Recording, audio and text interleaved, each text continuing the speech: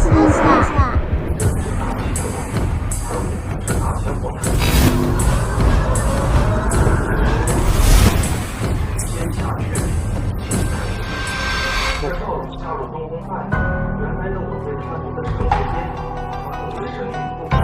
你这样的美人，要是一心一意的对我，该有多好啊！慌慌张张，成何体统？赵平被太子殿下欺负了，混账东西，看我怎么收拾他！走。你哭什么？刚刚魂儿都快飞了，现在有什么好哭的？皇后娘娘驾到！儿臣向母后问安。皇后来兴师问罪呢？哼，皇后算什么？等会儿就让她知道我的厉害。哼，你还知道我是母后？站住！中宫乃是本太子居所，你一个小小的侍卫敢踏入殿内，活腻！我乃皇后娘娘贴身侍卫，负责保护皇后娘娘安全。贴身侍卫，高级点的看门狗。贴身侍卫。高级点的看门狗，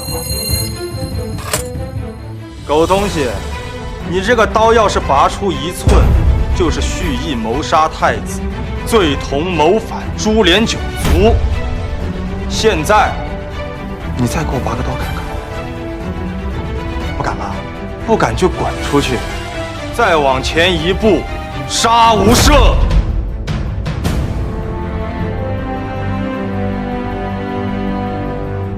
狗太子，皇后娘娘宰相大人谋事一成，我竟让你死无葬身之地！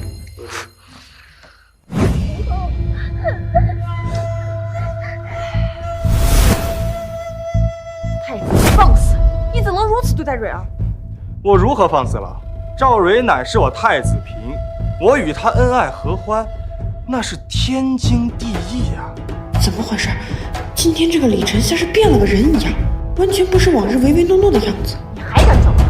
蕊儿虽然是你的太子妃，但你也不能强行逼迫。皇后这么激动，是吃醋啊？混账东西！你说什么呢？不是吗？父皇重病卧床不起，为了稳住朝政，1年前才立了你做皇后。如今你还是处子之身，是不是看见赵蕊有了第一次，你嫉妒吗？竟然说出如此污言秽语！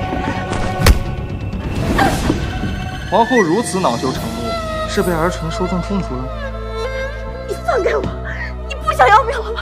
你放了！牡丹花下死，做鬼也光明。要是被外人看见这一幕，我是死定了。可皇后你也慌了。太子，给我放开，否则本宫就算是死，也不会让你玷污清白的。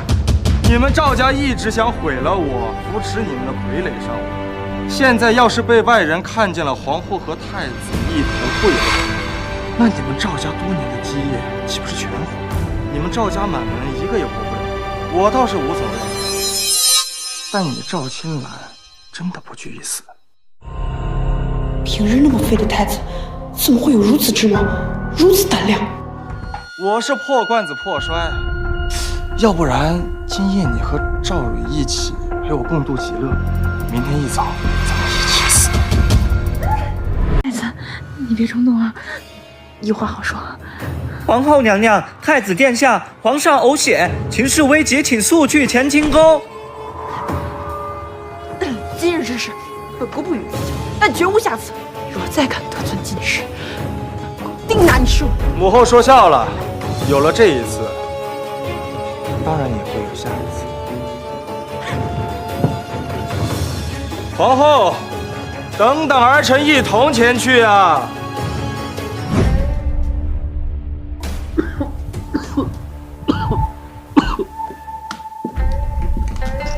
拜见皇后娘娘、太子殿下。平身。这一世的皇帝老爷，你现在可千万不能死啊！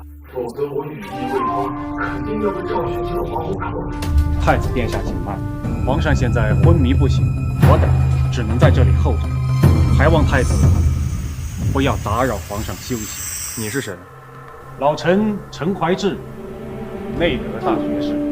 谁不知道当今太子是个窝囊的废物？现在给他一个下马威，回头肯定能得到宰相大人的夸赞。父皇现在病重，危在旦夕，你竟敢阻拦我面见父皇，你到底案的什么情？你信不信老子现在砍了你都没人敢说话？你现在还只是一个太子，就如此残暴对待大臣，如此品德败坏，怎能继承大统？老夫定要死谏皇上，废你太子位！你个老匹夫，你且等着，你看等会儿是你死，还是我被废？你。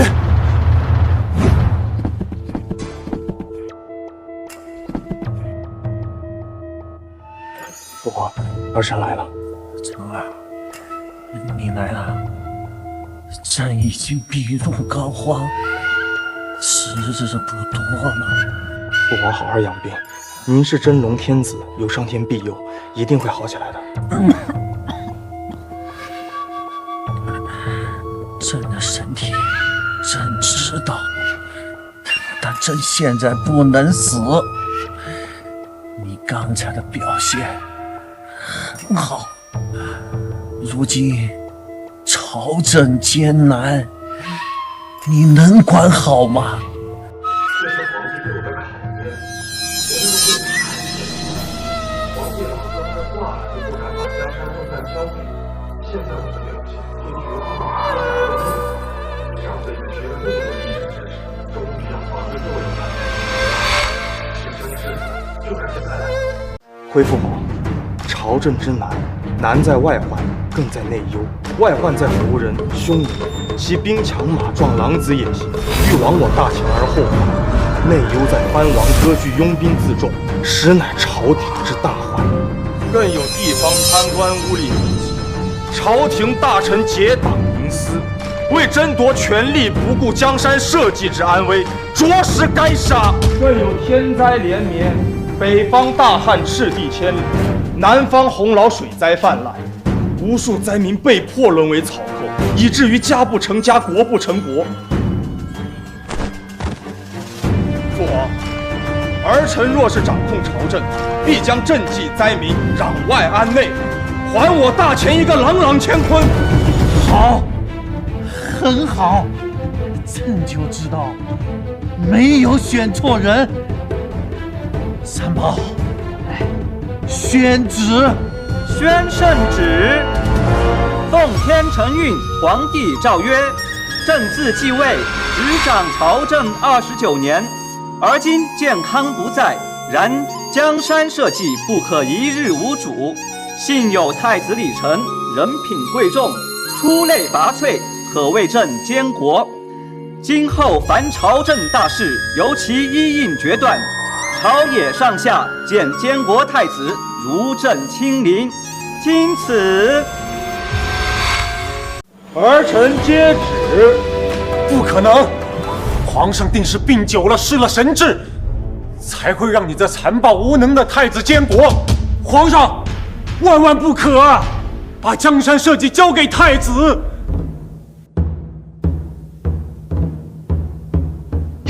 你拿刀要干什么？我是一品大学士，朝中重臣，宰相的左膀右臂。你一个根基未稳的太子，难道想杀我不成？陈怀志，父皇命我监国，圣旨上写的明明白白，朝政之事由我一应主政，见我如同见父皇。难道你想看我什不成？那是皇上昏聩了，才受你这奸猾之人蒙蔽，待我面见皇上，向他道明其中利害关系，他定废你太子之位，到时我看你如何嚣张。废话真多，违抗圣旨，杀无赦。宰相大人，您觉得他该不该杀？陈怀志是有错，但是太子的杀心也未免太重，一言不合就亲自动手杀人，这于朝政可不是好事。宰相大人，请放心，我杀性虽重，但只杀该杀之人。这个老匹夫，我想杀很久。天色已晚，皇上和太子也早些休息。臣等告退。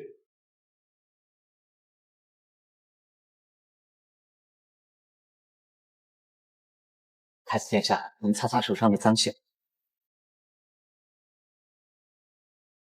朝野上下无人服本太子监国，厂公该如何自处？皇上将圣旨交给奴才时就吩咐过了，从今以后，奴才和东厂就是殿下手中的刀。甚好，本太子现在就有件事情想要厂公去办。皇后进宫之后，找皇上求来了最年幼无知的九皇子，赵玄机也找大儒亲自教导。皇后和赵玄机的目的不言而喻。从现在开始，我要知道九皇子的一举一动。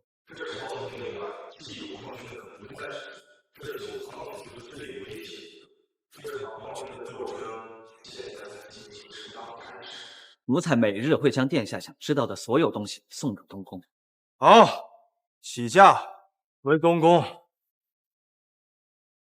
瑞儿，那狗太子是不是对你做了什么？你放心，我一定杀了那狗太子为你报仇。放手！满口胡言！你怎敢侮辱太子？况且我现在是太子嫔妾，你应该尊称我为太子嫔。我尊称你一声为太子嫔。太子嫔，自从你住入东宫，是不是变化太大了？你难道忘了我以前是怎么照顾你的吗？胡说八道！我以前住在宰相家中，哪轮得到你来照顾我？我不过看你和我都是宰相的远房亲戚，和你多说了两句罢了。除此之外，你和我再无其他。不是的，我喜欢你，我一直都很喜欢你。瑞儿，他是不是威胁了你？今天是不是强辱了你？你告诉我，如果是，我马上就炫下那狗头给你报仇！你你给我滚！再也不要让我见到你！你敢打我，贱女人！老子让你不练就擒，老子今天就先干了你，然后再去杀了那个狗太子！周晨，你找死！三宝，东厂厂公，东厂只听命于皇上，为什么会听命于你？你没资格知道。不，你虽然能调动锦衣卫，但我可是宰相大人的远房外甥，更是皇后娘娘的贴身侍卫，你不能把我交给东厂。交给东厂？你想多了，把这个以下犯上的狗东西拖到殿前杖毙！雨辰，你不能杀我，皇后娘娘和赵大人不会放过你的。我杀你算啥？要是赵玄机和皇后图谋不轨，老子一样杀！拖下去，狠狠的给我打100仗。要是没打够100仗，人就死了，剩下的你他妈替他受。诺。太子殿下，太子殿下饶命啊！太子殿下！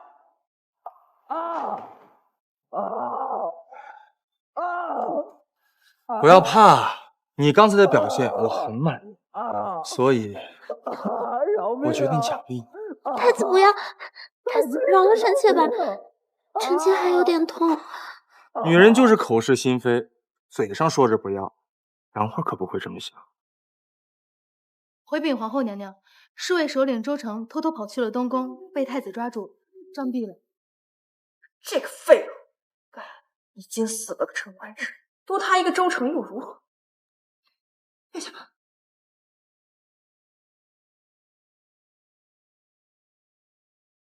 九皇子，功课温习的怎样了？回禀母后，都温习好了。那就早日回去休息吧。今夜你父皇让太子监国，但大前帝国只要一日未换新君，你就还有机会。不要气馁，知道吗？母后，儿臣知道了，儿臣都听母后的。昨晚说着不要，自己魂都快飞了。今天好好休息，晚上再来看你。殿下不要再说了，羞死人了。太子殿下，这是九皇子的日常记录，见过什么人，说过什么话，事无巨细，请您过目。不错，这九皇子为何每日一早都要去死监？司礼监负责整理前一日内阁大臣们拟好的奏章。宰相大人以锻炼九皇子之名，特许九皇子每日到司礼监观看奏章，以学国事。找死！我才是监国太子，这司礼监不将奏章呈送给我，反而让九皇子去看。莫非这大钱的储君是他赵玄机定的，定给了九皇子？跟我去司礼监。这是要紧的奏章，请您过目。有劳公公了。如今太子监国，奏章这事儿还是低调一些，切莫让太子知道。哼，太子算个什么呀？论贤德，论才能，他哪能跟殿下您相比呀？在奴才心里，您才是继承皇位之人。您看这奏章是理所应当，让太子那个草包来看，他能看懂个屁呀！太子殿下驾到。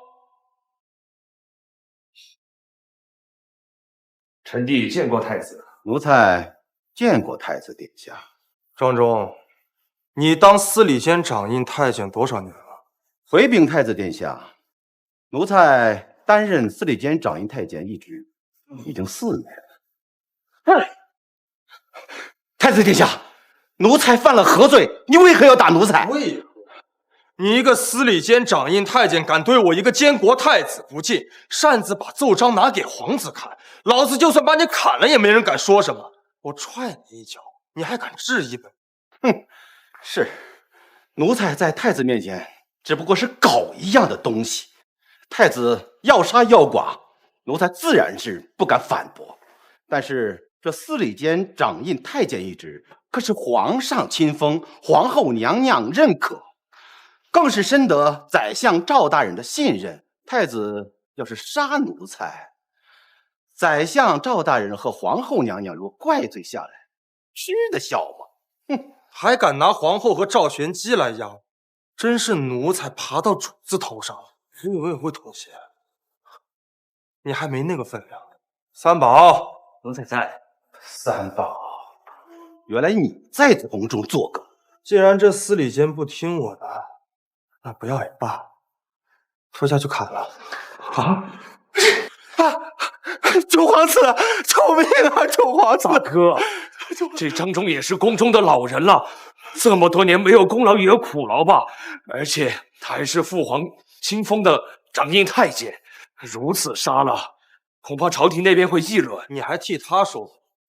你可知道，凡皇子未经父皇允可擅观奏章，是可以治你一个谋逆之罪的。不，大哥，我没有谋逆，是母后和宰相大人让我看的，说是让我提前学习一下国事。提前学习什么国事？你是想等父皇驾崩之后来取代本太子的位置吗？不，大哥，我错了，我没有。你闭嘴！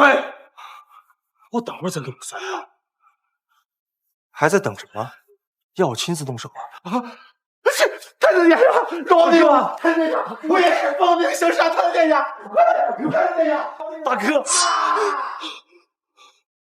来，你过来。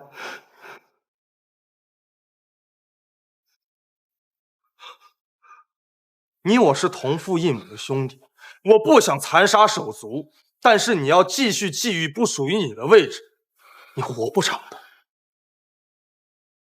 见过太子殿下，传皇后娘娘懿旨，请太子殿下和九皇子即刻赶往凤喜宫面见皇后娘娘。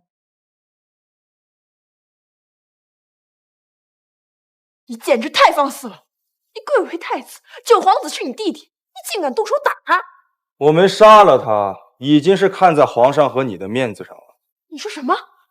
你不要以为你是太子，本宫就没办法治你。擅自看奏章，这是多大的罪？我要是杀了他，也有罪。你先去偏殿温习功课，剩下的我和太子说。你也下去吧，我要和皇后娘娘说一些体己话。九皇子这事儿，知道的人还是越少越好。而且这是凤羲宫，太子定不敢乱。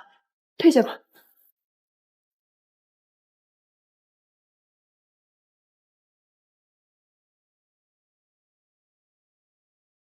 大胆，你！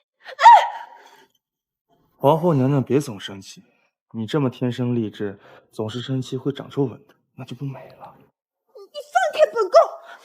你这么美，我怎么舍得放开？九皇子就在隔壁，宫殿外也有这么多人，你想让他们看到这一幕吗？这里是凤栖宫，你就不怕死吗？这天底下没有不怕死的人，我贵为皇太子，当然是更怕死了。所以咱们小点声，别让他们发现了。母后，儿臣在隔壁听到你的声音，是有不妥吗？需要我进来吗？不要进来！真的没事吗？本宫说没事就是没事，你赶紧给我滚去温习功课。哦，丽珍，你放肆够了没有？这哪能够啊？盖个章，好看多了。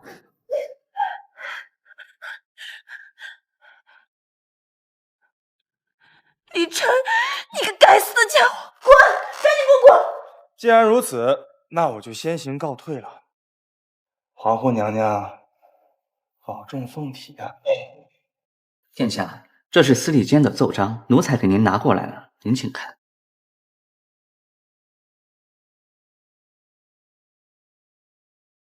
高丽被东瀛入侵，高丽使团请求大前出兵。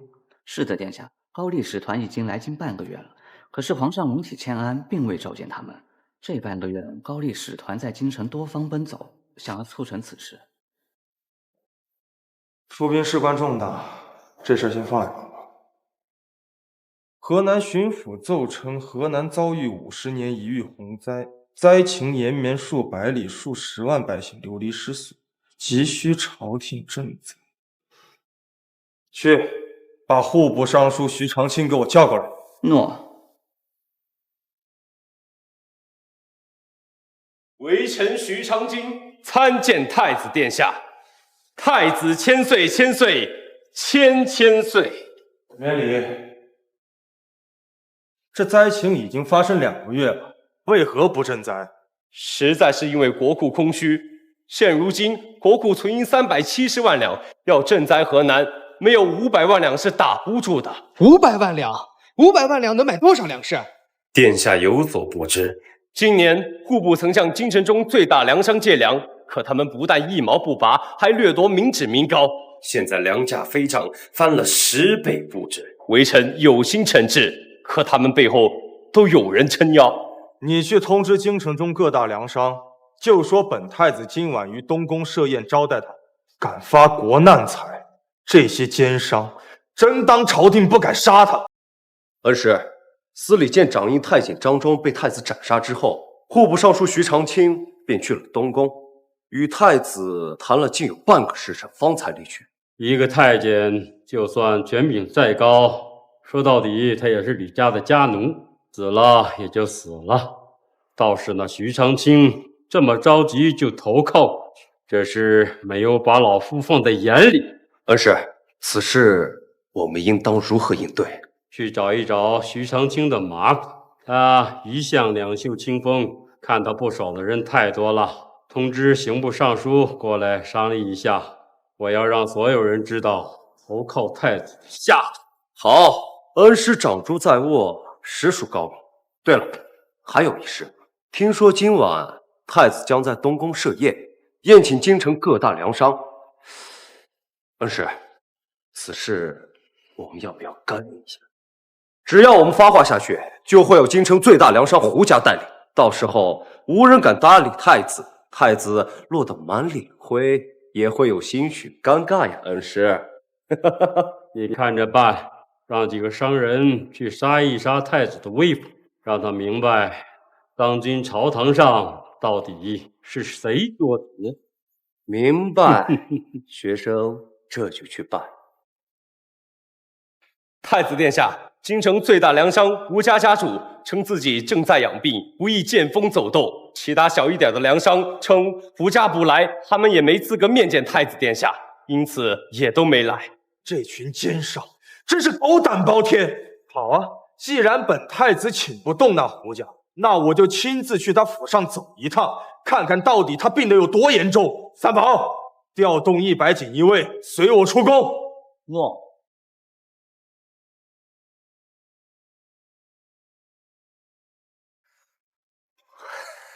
钱大人，太子殿下带100锦衣卫冲我胡家来了，这真的没事吗？慌慌张张的成何体统？有本官在，自然会保你不恙。既然你愿意拿出这100万银两和这地契求庇护，那我自然不会让他太子殿下动分毫。就算他太子殿下不给我面子了，难道他还不敢给当朝的宰相赵大面子了吗？太子殿下驾到！哎，一会儿礼数做足一些，莫让那太子殿下发现破绽。微臣钱汉拜见太子殿下。草民胡谦拜见太子殿下。太子殿下千岁千岁千千岁！你为何在这儿？回太子殿下，微臣与这胡谦正是好友，此时正在胡谦家做客。胡大富商不是病了吗？怎么又见得疯了？还是因为钱大人在这儿，所以才推脱了本太子的宴请？来，回太子殿下，微臣以为这其中怕不是有什么误会吧？太子殿下身份尊贵，岂能与一商人见识呢？您要是觉得下不来台的话，胡谦给太子殿下赔个不是。太子殿下，请原谅草民，草民本乃负心之举。很好，一唱一和，连道歉都这么敷衍，等会儿杀起来，但真是一点负罪感。敢问太子殿下，此话何意啊？你身为京城府尹正三品官员，为何与一名富商交往密切？太子殿下此言差矣，微臣与何人交友，怕不算是罪过吧？不算是罪过。好，三宝，给我搜搜钱大人身上有没有什么见不得人的东西。大胆！本官可是当朝宰相的心腹，是他的学生，你们东厂竟敢对本官不敬！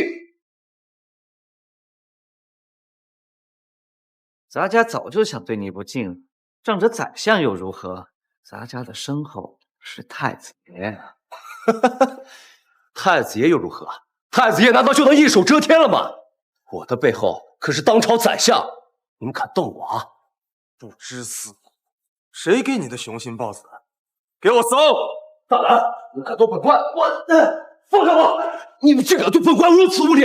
太子殿下，你如此蛮横无礼，就不怕文武百官当要众口了吗？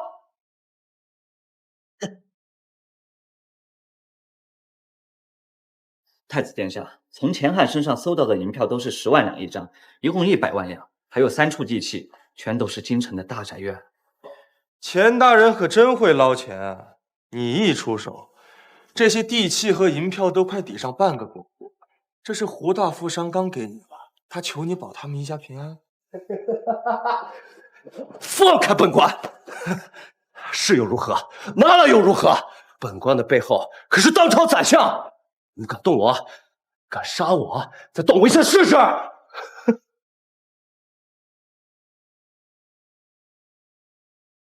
找死！三宝听令，罪臣钱汉身为京城府尹，当朝正3品官员，不知皇恩浩荡，亦望圣贤教诲。上不忠国，下不体民，不杀难以平民愤，当即赐死。你怎么敢？太子殿下，太子殿下，微臣知错了，求太子殿下原谅。我不想听他废话，杀了吧。太子殿下饶命！太子殿下，听我解释。我不想听你解释，我给过你戴罪立功的机会，可是你却选择无视本太子的好。现在我只想借你的人头一用，给其他的梁商看，我相信他们知道该怎么做。你虽贵为太子，可我胡家也是奉公守法的生意人。你如此这般，你叫天下人如何安心？你要知道，你这么做，天下百姓可都看着呢。好一个奉公守法！如今天灾连年，每天饿死的灾民不计其数，你宁可守着你自己的粮食发霉，也不愿意以正常的价格出售，导致市面上米面的价格翻了不止10倍。这罪行还不够你死10次吗？当你发国难财吸百姓血的时候，你怎么不想着百姓正看着？如今报应来了，知道拿百姓当挡箭牌，你真当全天下的百姓都是傻子吗？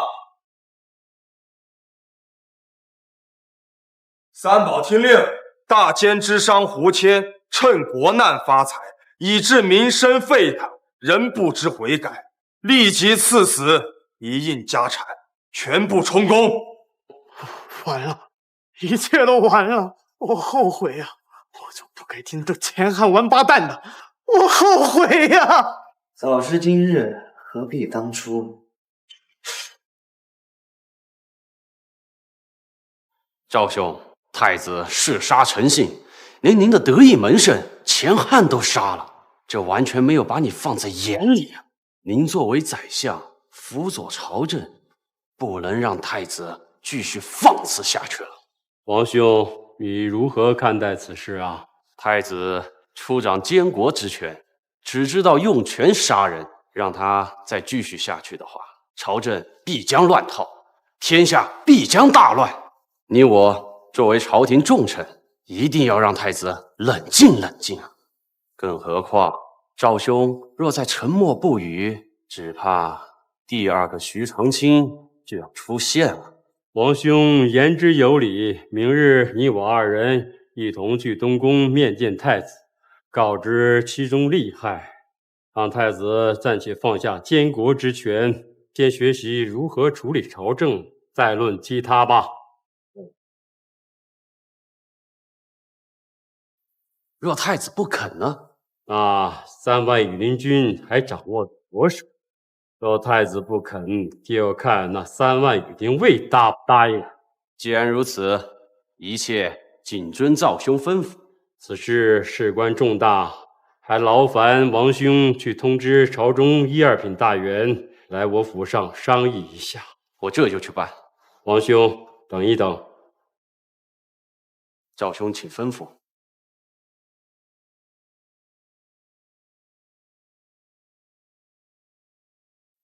王兄，务必找人将这送往宫中，交给赵人，一定送到。太子，我希望你识相一点，不要逼老夫走最后一步。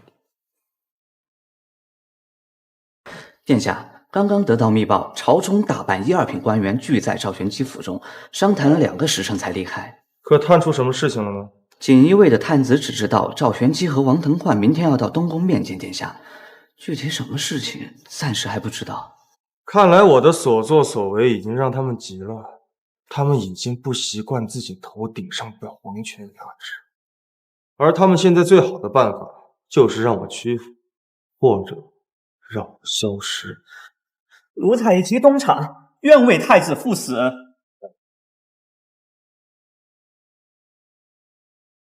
我知道你这话是真心的，因为我死了，你和东厂也完。不过事情还没到那一步，起驾，跟我去恭喜宫。诺。儿臣求见母后。夜已深了，太子不宜见本宫，有什么话说完便退下吧。我今天要说的话是跟赵玄基有，皇后确定我要在这里说吗？画眉，退下吧。有什么话现在可以说了。放肆！未经本宫允许，即便你是太子，本宫也可以治你的罪。行了，我放肆的还不够多吗？你这些自我安慰的话呀，以后别说了啊！你真当本宫好欺负啊？我今天不是来欺负你的。今晚，朝廷过半的1、2品官员在宰相府密谈了2个时辰，他们明日便会来找我的麻烦。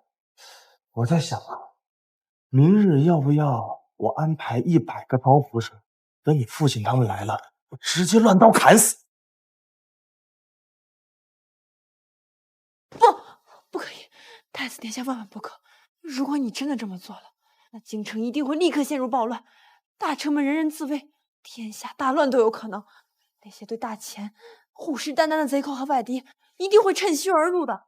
你说的道理我都懂啊，可是他们不想让我活，我总不能任他们宰割吧？我就跟他们拼了，死了也拉个垫背的，我也不亏，你说对不对？而且我现在小命不保，胆也变得更大了，你说是不是？太子殿下，此事未必不可两全。哦，皇后有什么妙计？不如太子殿下放下监国之权，毕竟眼下你对朝中之事并不了解，不如去宰相身边学习，等到时机一到，宰相定会把监国之权还于殿下。皇后还真是赵家的好女儿啊，一心为着赵玄机着想，说着是两全之策，其实跟废了我有什么区别？那你是想鱼死网破了？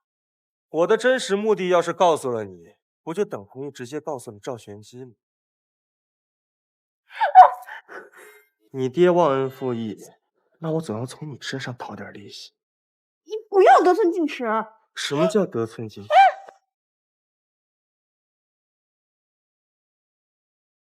你不要得寸进尺。母后，儿臣已经把前天500史的前半篇背诵下来了，现在有时间听儿臣背诵吗？你不赶紧想个办法把他赶走，别坏了我们好事。你这个无耻之徒，我们两个有什么好事？皇后竟然不想赶他走，那便让他进来瞧瞧。不要！皇后这口是心非、做贼心虚的样子，可真是让我心痒难耐。母后，能听见儿臣说话吗？能听见。你前500史，通篇23000字，即便是最为简单的前半篇，也有近1万字。九弟，你说你背下来了，我不信，你背来听听。太子也在。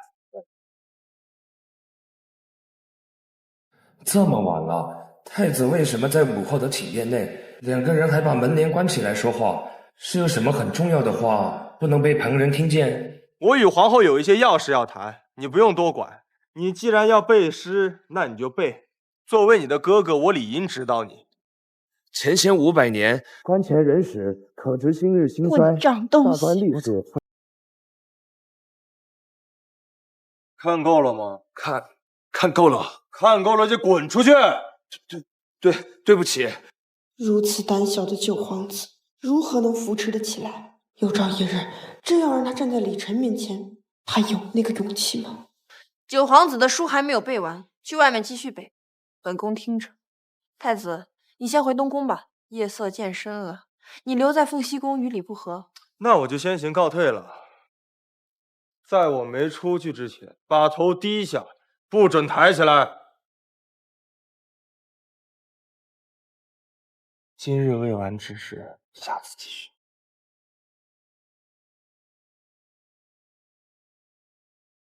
此药无色无味，服用之后100日内会暴病而亡，神仙难救，查无可查。你且伏在太子身边，听命行事。毒杀太子，这可是抄家灭族的大罪。太子现在又这么凶狠，但也没有说让我立即动手，那便走一步看一步吧，也没有说让我做出选择，说不定还有其他办法呢。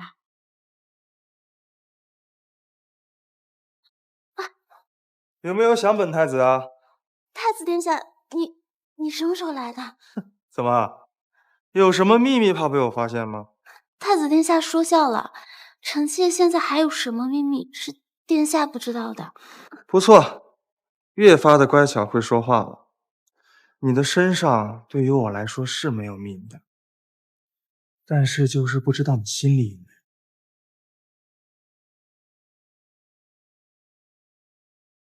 太子殿下，你怎么又……一日之计在于晨，让我们好好珍惜时间。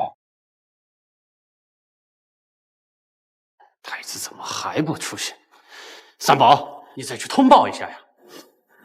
太子殿下说了，让你们等着。如果王大人不愿意等，可以从哪来回哪儿去，咱家可没心情替你跑腿。你这阉人，竟敢如此对老夫说话！王大人，咱家虽是阉人，却也知道忠君2字怎么写。以王大人道貌岸然，如果不知道忠君中国，那还不如我这个阉人。好了，王大人，我们静心稍等片刻即是，不要因为一个阉狗坏了自己的心情。太子殿下驾到！奴才参见太子爷千岁。阉人就是你，没有骨气。太子爷，您来了。王腾焕大人可等得有些着急了，几次要奴才去催您呢。哦，王腾焕，你是嫌我来的太迟，还让三宝去催促我，让你等了这么久，是不是应该向你道个歉啊？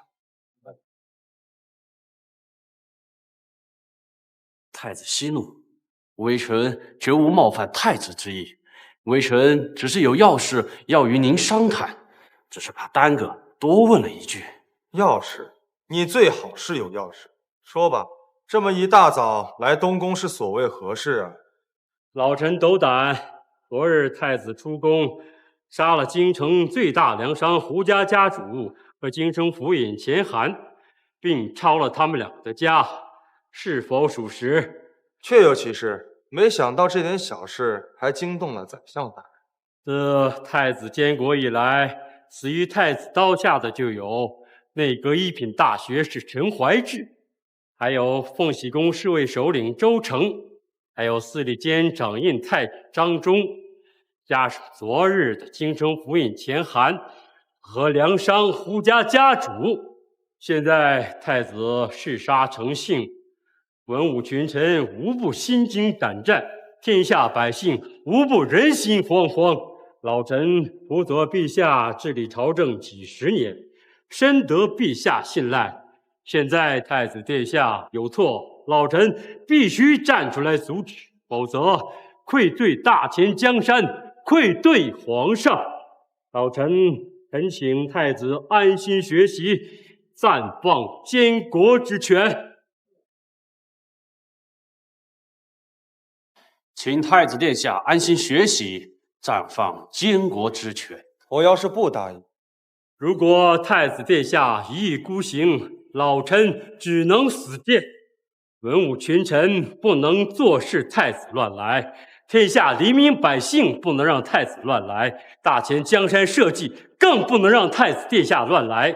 3万羽林卫应随时待命，愿共卫皇宫。到时只能把太子殿下软禁在冷宫，等陛下康复，到时太子殿下自然会明白臣等的苦心。你找死！父皇御笔亲赐的监国之权，你个老匹夫说收就收！你真以为这大前的天下是你说了算？你说我嗜杀成性，可我有错杀一人。宰相大人，你想知道那日我所杀之后所得没收的财产共有多少？太子殿下，事已至此，这些都是没有意义的挣扎。那3万羽林卫绝不允许太子殿下胡作非为。为了大前江山社稷，还请太子殿下三思。胆敢威胁本太子，你这个老匹夫真是胆大包天。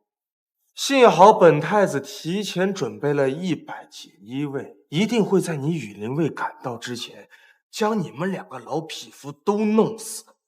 三宝，三宝在。难道你对列祖列宗没有任何敬畏之心？难道你眼看着大前江山亡于你手？老子他妈是穿越来的，有什么敬畏之心？大前江山留着可我死有什么用？杀了这个老匹夫，老君对凤喜宫最是放心了。虽然最强，但要死就要痛痛快快的死。太子殿下，太子殿下，皇上醒了，皇上要见太子殿下。这偏偏不对，想着开始说，能力无力的法，只要给我足够的时间，你必定玩儿这个臭痞子。去乾清宫。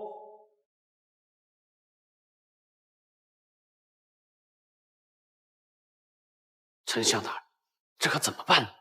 太子太癫狂，刚才他的确打算杀了我。不管以后天下如何大乱，他都会选择同归于尽。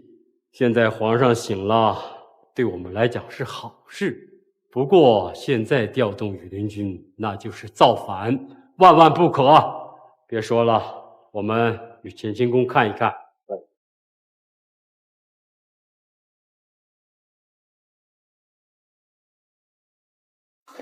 父皇，儿臣来了。成儿，这几日你都做了些什么事儿？老臣赵玄基参见圣上。圣上，您终于醒了！大千之福啊，大千之福啊！哎呦，你个狗东西！父皇刚醒，你现在大喊大叫，是想把父皇再次惊晕吗？三宝，从现在开始，任何人在惊扰圣上，杀无赦。是。你说。儿臣近几日斩杀了几名贪官，查抄了许多现银，国库压力大大缓解。接下来便是赈灾了。父宝，儿臣需要兵权，确保监国之位不被小人所动摇。太子妃去大将军府，就说朕让大将军的后人履行承诺。爹，娶苏正廷之女苏锦帕为太子妃。当朝大将军，世袭冠军王苏正廷的女儿，这就是父皇为我留下的军方力量吗？儿臣谢父皇隆恩。皇上，朕还没死呢。皇上，自有上天庇佑，一定会安然无恙。老臣必保江山无恙，太子无恙。希望你说到做到。臣儿，抓紧时间。皇上需要休息，各位请回吧。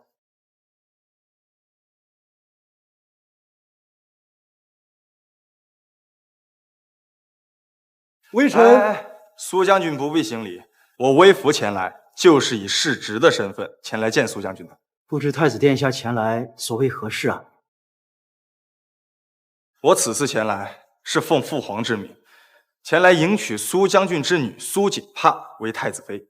能嫁给太子殿下是小女的福气，但是小女的性格有些与众不同，太子殿下不妨先见一见吧。不知锦帕现在正在何处呢？小女此时正在城中文心阁参加上元诗会，微臣这就将她唤回。来，不用麻烦锦帕回来了，我今天刚好有空，也去这上元佳节的诗会看看这京城的才子。这位公子，请留步。公子可是来参加诗会？是，我是来参加诗会。文心阁今日被赵宰相的公子赵太来给包场。赵太来给京城的各大文人才子都分发了请帖，公子若是来参加诗会的，劳烦出示下请帖。请帖？我没有。没有请帖也可以。公子家中若有直系长辈当朝为官，官职4品以上，可入内；若无长辈为官，那么捐赠文银1000两，也可入内。这倒是新鲜。诗会不是大家讨论诗词歌赋的地方吗？怎么还要比拼家里长辈官级和家中财力啊？原来是个穷商货，赵公子花费数十万白银建造这文心阁，岂是你这种人能来的地方？赶紧给我滚！钱我没有，家中父母也无一人有什么品级，但今天这个文心阁，本公子还就要进去见识见识，有种你就拦着。来人！知道这是什么刀吗？知道，绣春刀。知道用绣春刀的是什么人？知道，东厂锦衣卫。知道就好，来吧，赶紧滚啊！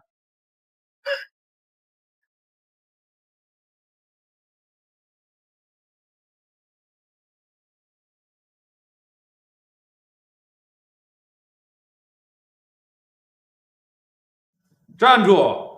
你是谁？怎么混进来的？这位朋友看起来面生得很，不知是朝中哪位大臣的公子，所来又为何事？那边是苏锦帕小姐吧？大胆！你这来路不明的货色，竟敢直呼苏小姐的芳名！主人都没开口啊，你个疯狗在乱叫什么？你竟然敢骂我！你到底是谁？知不知道这是什么地方？胆敢到这个地方来捣乱，你是嫌命长了吗？我不是来捣乱的，应苏大将军之邀，特地前来与锦帕小姐见上一见。如若合适的话，便择期定亲。所以，我是来找媳妇儿。哪来的疯子，胆敢调戏锦帕小姐？来人了，给我把他乱棍打出去！等一等，锦帕，你这位公子既是为了锦帕而来，又择期定亲，但为何锦帕从未与公子见过？没见过不代表不能定亲啊！我这不特意来与你相见了吗？就是隔得有点太远，看不太清。哎，大胆！锦帕小姐何其高贵圣洁，你胆敢亵渎？亵渎什么？长得再好看、再圣洁的人，他终究也是个人。你们甘愿当舔狗，我可不。我说的对吧，锦帕小姐？锦帕虽与公子素未谋面，但公子说的几句话，倒也新鲜。你不会觉得我是个口出狂言的疯子吧？疯与不疯，都和我无关。公子现在既然看也看了，能否不要站在这里？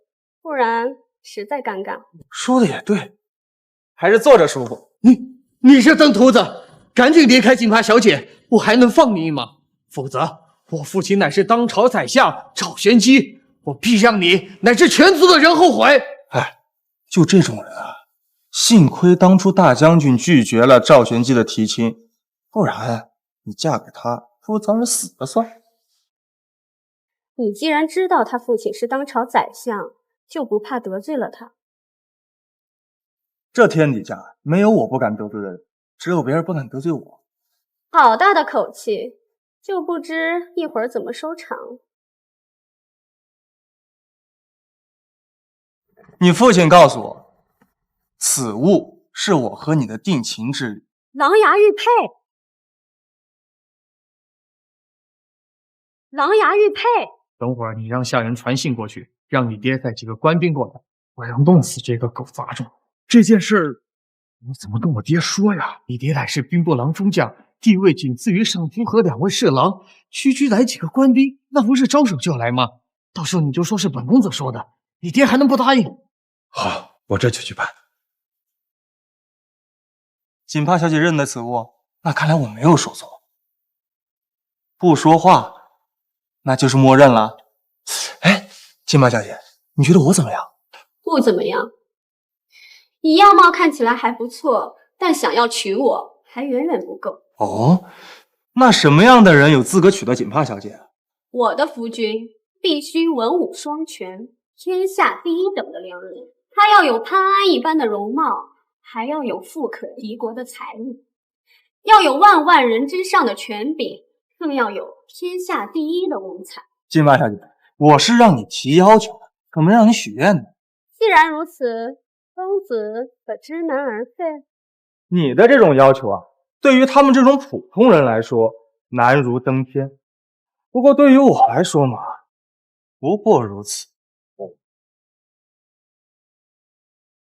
哦，其他的先不说，公子自认有天下第一的文采，不知天高地厚，还天下第一文采，我看就是草包一个，胸中无半点墨水。说起来，赵公子这次不是上元诗会吗？你们京城大才子以诗词会友，那今日诗词的主题是什么？今日诗词的主题自然是上元佳会为题。你那么有本事，那就以上元佳会为题做一首诗，让我们看看你天下第一的文采。好啊，锦帕小姐刚刚说了，要天下第一文采才配得上她。我不展示一下，怎么俘获家人的芳心啊？我这一肚子的诗词歌赋，不拿几首出来装装逼，岂不知道这个书面是上元景，也就是元宵节，用什么诗词呢？有了，锦帕小姐，我来口述，你帮我写一下，如何？还请公子不要辜负锦帕的一片期待。定不负美人。这首词名叫《青玉案·元夕》。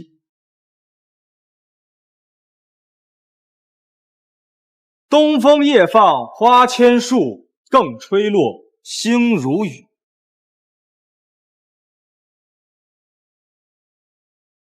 宝马雕车香满路，凤箫声动，玉壶光转，一夜鱼龙舞，蛾儿雪柳黄金缕，笑语盈盈暗香续。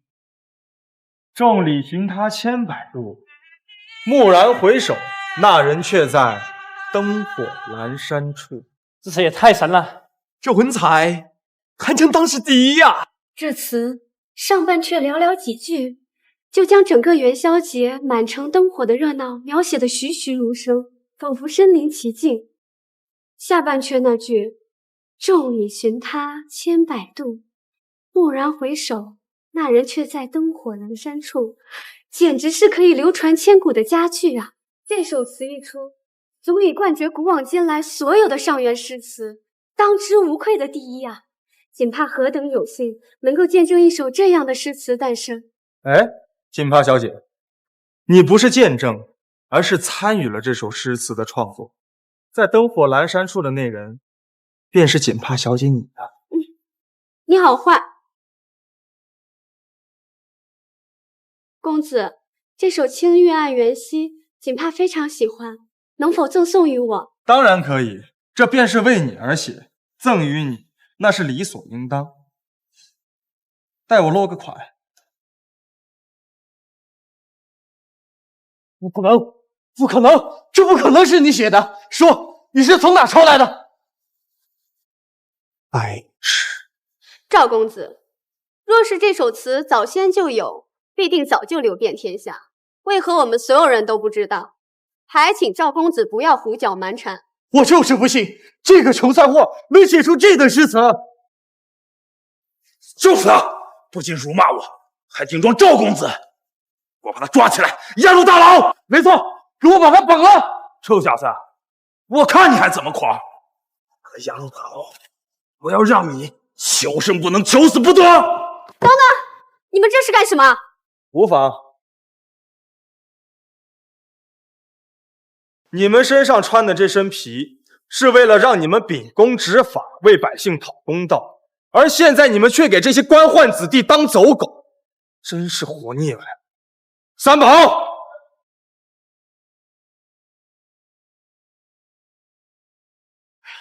住手！放开我！放开我！你知道我是谁吗？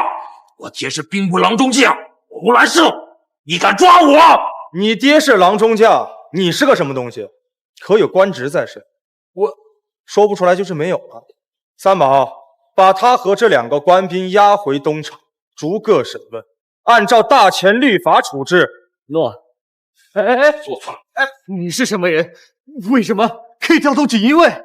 你们身为权贵之后，所穿所用所得皆为朝廷赐予，一个个不想着如何报效朝廷、报效国家，反而利用父辈之权在这里为所欲为。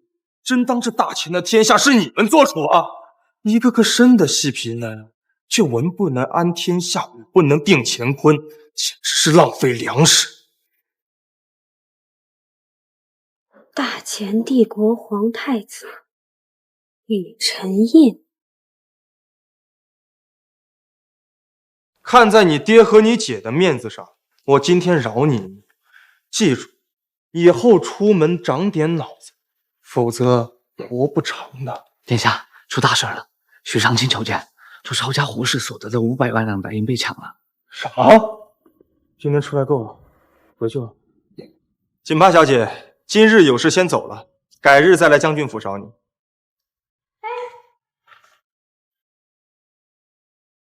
原来他是太子。刚才我故意刁难他提的那些条件，潘安一般的容貌，富可敌国的财力，万万人之上的权柄，天下第一的文采，这他岂不是全都符合？锦帕，那人到底是谁？他既不愿说，我也不好替他说。还有，请赵公子自重，你我之间请用尊称。我有些累了，先行回家休息了。丑不报，我赵太来誓不为人！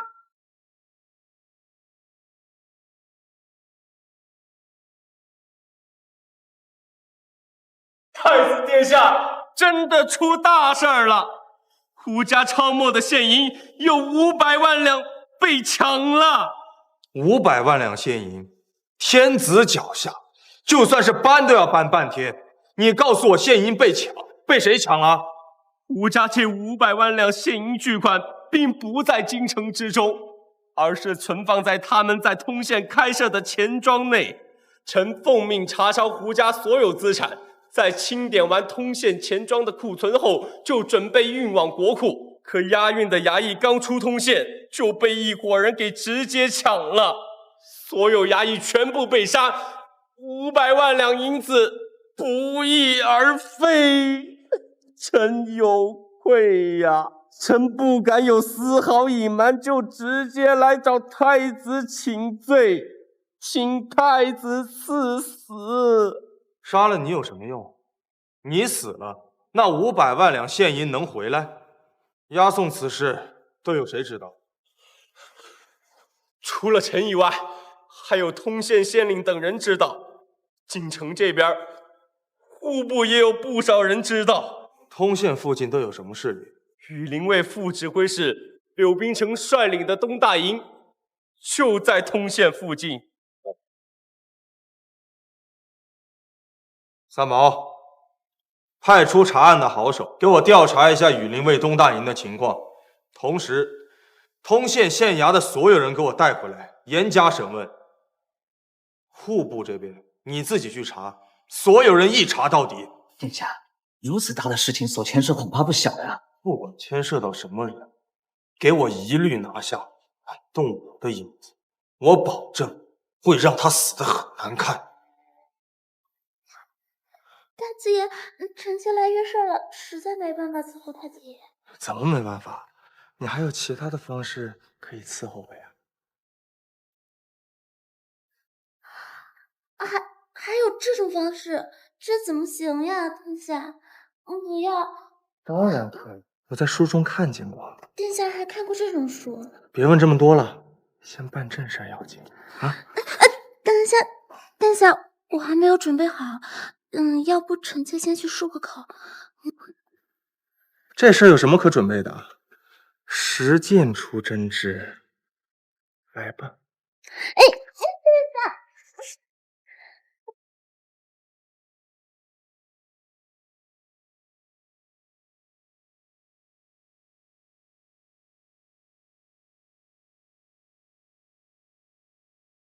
太子殿下，据锦衣卫得到的消息，羽林卫东大营确实有异动。快说，怎么回事？羽林卫东大营突然关闭了大营正门，锦衣卫在附近打探，得知他们之前确实派出一小队部队出去过，而且东大营门口有很重的车轮椅。真是胆大包天，刘冰城，该死！殿下，羽林卫作为守卫京城的精锐力量，战力很是强大。若是你要对柳冰城动手，要做好万全的准备啊！我自有计较。去把苏将军请到东宫来。是。微臣苏振廷参见太子殿下。事情三宝应该和你说了吧？微臣都知道了。殿下需要微臣做什么？我就想问问，这柳冰城和赵玄机是什么关系？他两人没有太多联系。羽林卫中分为2大派，实力最强的是指挥使赵建业，他是赵玄机的侄子，由赵玄机一手扶持上位。另一派是副指挥使柳宾成，他是羽林卫中的老将，从武10多年，一步步走到今天这个位置，有一帮忠实的老部下。大将军，本太子想亲自去一趟东大营，捉拿柳宾城，可否愿意同我一同前去？哈哈哈哈！殿下列置千军万马，微臣也无惧。更何况羽林卫中用不少军官，乃是家父当年帐下的小兵，多少也会给我一些薄面。那就再好不过了，请大将军即刻与我一同前往。是。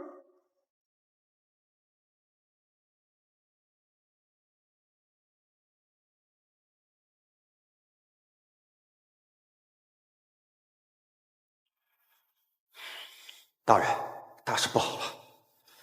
附近发现了锦衣卫的踪迹，太子肯定是调查到我们了。怎么办？你我现在是一条绳上的蚂蚱，我们无权调入羽林卫掠夺库银，这是抄家的死罪。你可想好后果了？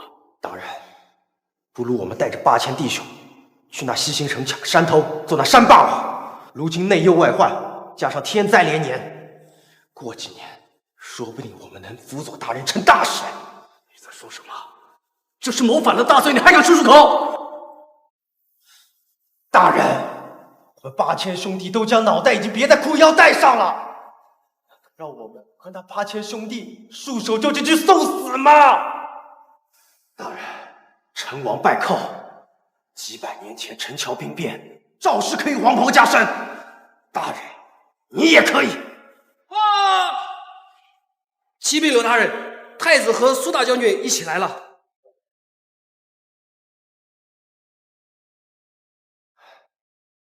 大人，太子肯定是来兴师问罪的，不如我们将他给绑了，挟天子以令诸侯。胡说八道！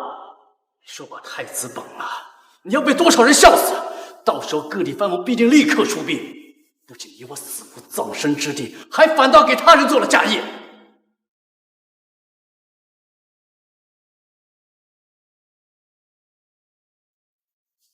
末将羽林卫副使刘宾成参见太子殿下，参见苏大将军。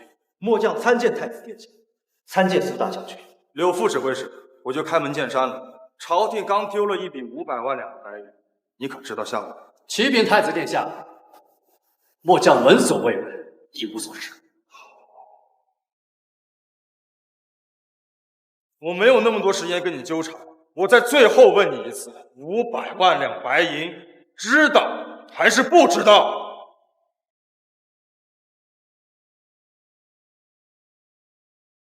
太子，你在干什么？你是想杀了我吗？别忘了，这里可是东大营。东大营怎么了？东大营就不是我大钱的国土了？三宝公公，我知道你实力高深，等下若是兵变，你第一时间带着太子殿下赶回皇宫，我留下断后。不敢回答我，你是承认你私藏的？太子，你不要欺人太甚。来人！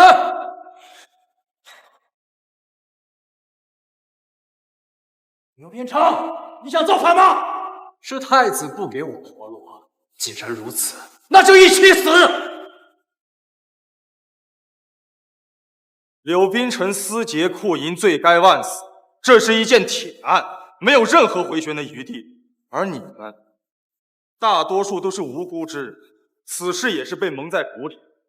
本太子和朝廷没有任何追究你们的打算，可现在，你们身为大前的士兵，羽林卫的精锐，拿着朝廷的军饷，却拿刀尖指着本太子，你们这是要造反吗？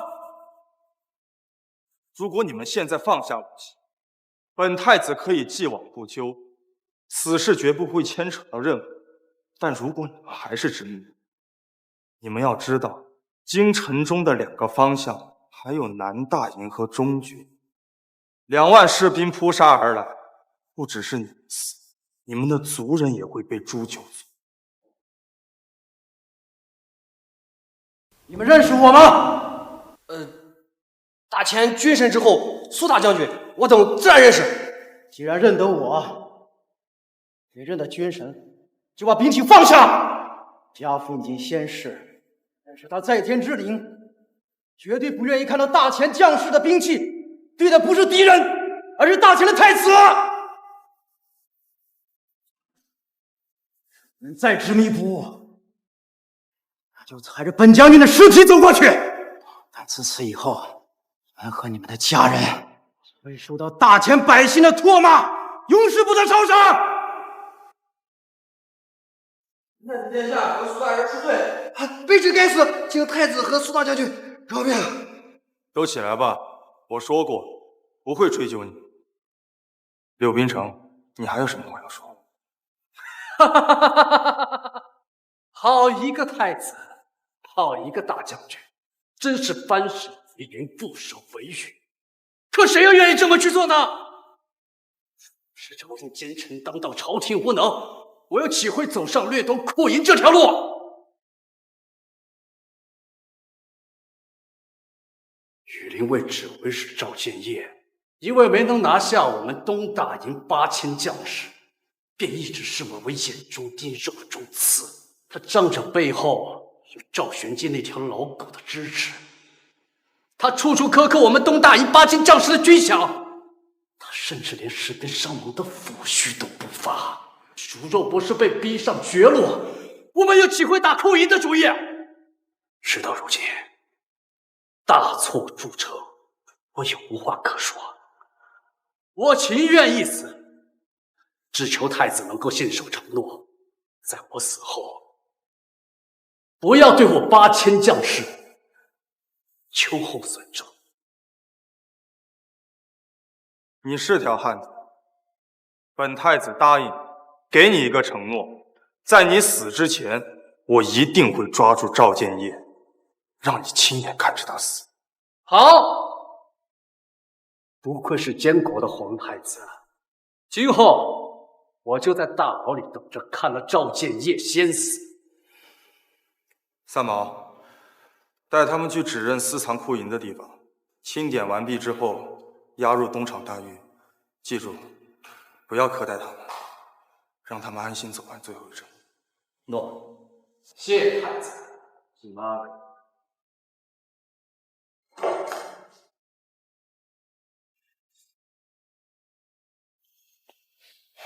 苏将军，副指挥使一职不能空着。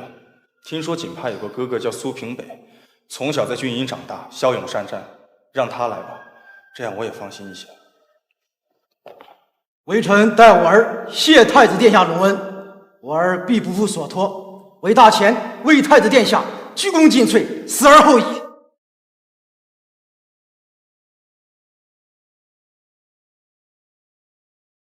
天天吃御膳房做的东西也腻了，今天心情好，出来换换口味。奴才恭喜太子爷，掌握了1/3的御林卫，赵玄机那老匹夫以后再也不敢拿御林卫来威胁你了。3万御林卫，我一定要全部掌握在自己手中，否则我这个监国太子也不过是个傀儡罢了。我答应柳冰城做的事情一定要去办，你去查查那赵建业，一旦出什么问题，我会立刻废了他。要我说啊，这当今天下文采第一，当属宰相之子赵太来公子莫属。其昨日所著的《青玉案元夕》，更是足以千古流传的诗词。宁兄此话不错，特别是那一句“众里寻他千百度，蓦然回首，那人却在灯火阑珊处”，简直太妙了。是啊，这宰相是国之栋梁，这赵太来公子更是当今天下文采第一。这二人莫不是那文曲星下凡？真是千古佳话呀！这青玉案虽然是我抄新记起的，但是在这个世界也是实打实的原创。这赵太来狗胆包天，竟然抄到我头上来！这二人莫不是那文曲星下凡？真是千古佳话呀！两位公子，据我所知，这青玉案好像并不是赵太来公子所写，而是昨日文心阁当中一位身份神秘的公子所写。女扮男装，有点意思。你是何人？竟然敢在这里大放厥词？你可知道这流传千古的诗词，不是赵太来公子所写，还能是谁？千古流传的诗词，就一定是赵太来所写吗？看来你们这大钱的世子，也不过都是些溜须拍马之辈。放肆！居然敢侮辱赵太来公子，居然敢诋毁我大前世子！人家实话实说，就是抄袭，就是诋毁。你这书生读圣贤书，到底是为了报效祖国，还是为了抱赵家的大腿啊？你又是何人？敢这样对我说话？你知道我是？你还不配让我知道你是谁。三宝，把这2个败类赶出去。走吧。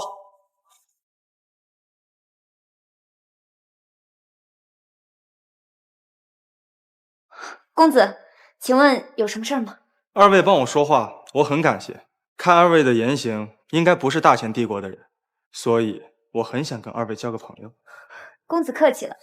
不过我们什么时候帮你说话了？你们说青玉案不是赵太来写的，那就是帮我说话呀。因为那首词是我写的。公子，您这句玩笑话开的有点大了，比刚刚那2位还要脸皮厚呢。你不信？我怎么可能信？公子，在下还有事儿，就先告辞，后会有期，有缘再会。哎，有缘再会，缘分都是靠自己争取的。金公主带着高丽使团在京城待了这么久，是想继续去贿赂那些官员，好让他们带你去面见皇上吗？你怎么会知道我的身份？女扮男装本就少见，你又默认了你们不是大前人，如今在京城的外国人可不就是高丽使团吗？而且我还听说了，这次使团的代表是高丽第1美人金雪熙公主。你又长得这么漂亮，不是你又能是谁呢？公子真是聪慧，仅凭一些蛛丝马迹就能猜出我的身份，嘴巴还这么甜，让人讨厌不起来。只是不知道公子在此戳穿我的身份是要做什么呢？你这侍女在旁，有些话不方便说，不如把她请出去，你我2人单独聊聊如何？公主，这个人来历不明，而且眼睛一直在公主身上打转，这个人一看就不是什么好东西，务必布出去。现在国内形势危急，父皇还不知道能撑多久。此人看上去颇有身份，说不定真能帮我。公子，既然你已经知道我的身份，那想必也会知道我来大秦的目的。公子能否帮得上忙呢？此事我只跟公主单独谈。山鹰，出去。公主，这个人不安好心，你跟他单独待在一起，我不放心。出去。公子，现在可以说了吗？你想面见皇上，那根本不可能。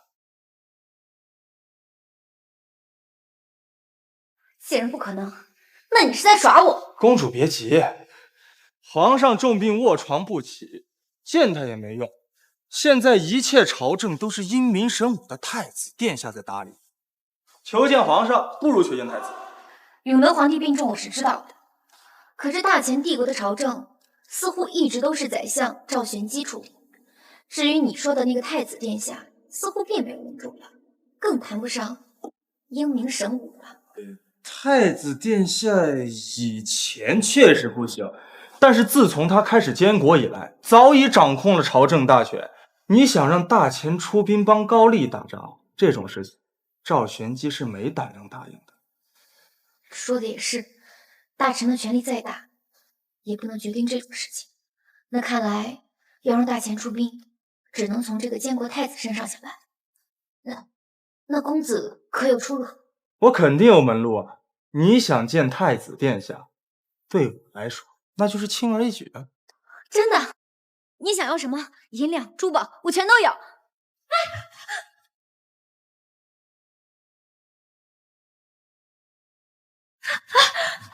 银子宝物本公子都不想要，只对公主你感兴趣。公子，你这样我有点害怕。你怕什么？本公子可是好人呐。公子，你要是对我感兴趣，我们可以慢慢培养感情，好吗？培养什么感情？本公子生性害羞，见到美人就手脚发软，手足无措，最不会培养感情。公子，请自重，你要再这样，我不客气了。如何不客气？金公主想要办事儿，我只是收取好处罢了。公主，发生什么事了？可要善英进来？不，没事，不用进来。你就不怕被人知道吗？外面都是人。我怕什么？要怕也是你怕呀！你是高丽公主，金枝玉叶，而我什么也不是，被看见被看见吧，我又不吃亏。你要干什么？我保证让你见到太子，并且尽可能的促使太子出兵。不过这是一个交易，我现在要收取好处了。不，等一下，不可能！你放开我！要再这样，我跟你拼了！公主可要想清楚了，便宜已经被我占了这么多了，若此时停下，前面的付出不都白白浪费了？你无耻！恰恰相反，本公子收取好处，便能帮人成事儿，到时候你就知道有多划算了。公主怎么把我赶出来了？那男的一看就不像什么好人啊！哎呀，公主刚才叫那声怎么回事？真是急死我了！可是公主又不让我进去，我又不能进去。哎，要不然我听听呗。怎么好像有珠子在晃？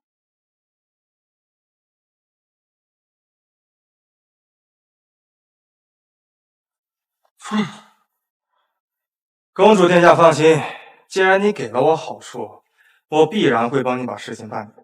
3天之内，太子肯定会召见你。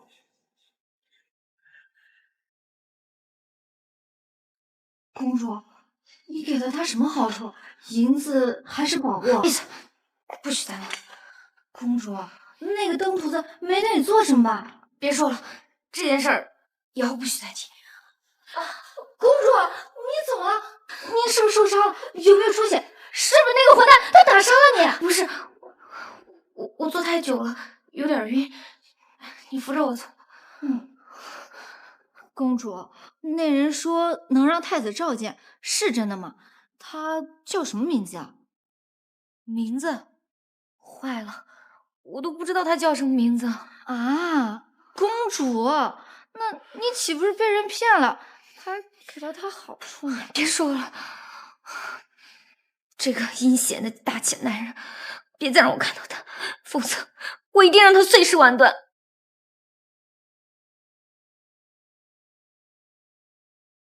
太子殿下，刚刚接到线报，前段时间曾有宫外人士与太子妃私下接触，不知道给了太子妃什么东西，只是时间太短，不知道他给了什么东西，也不知道他们说了什么。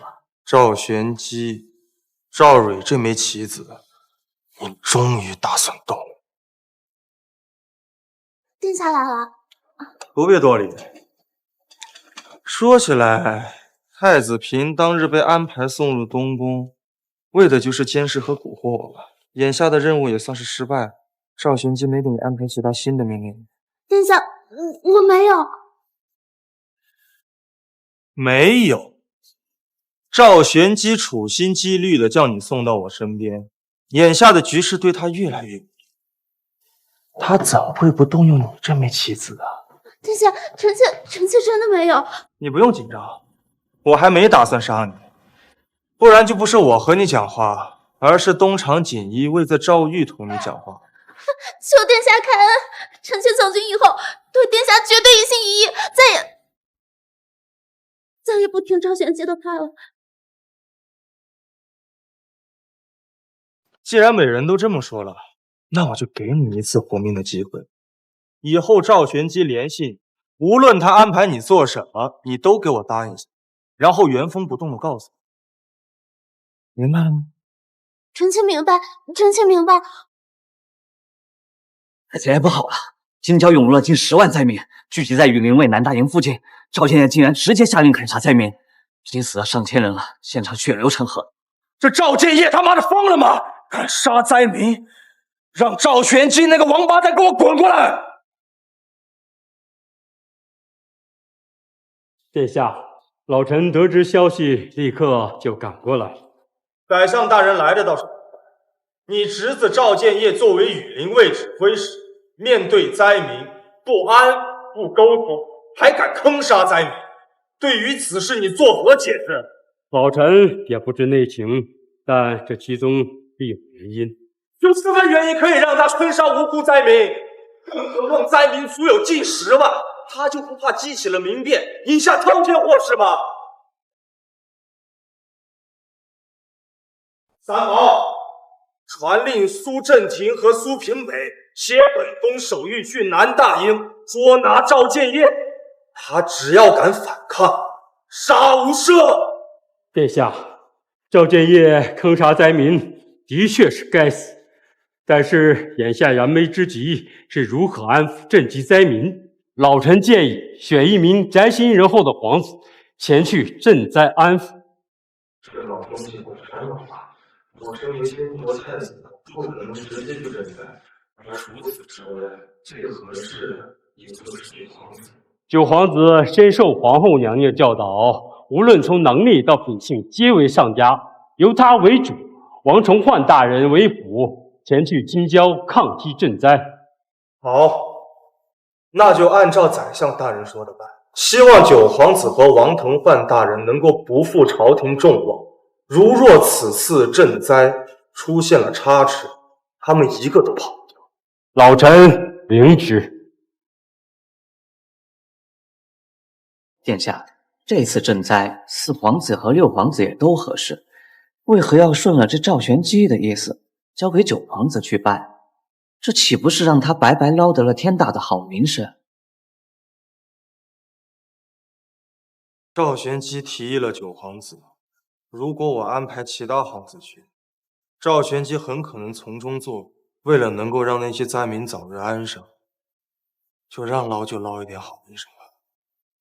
太子爷宅心仁厚，实乃我大钱之福。行了，别拍马屁了，让你的人把9皇子盯紧一些，我要知道他的一举一动。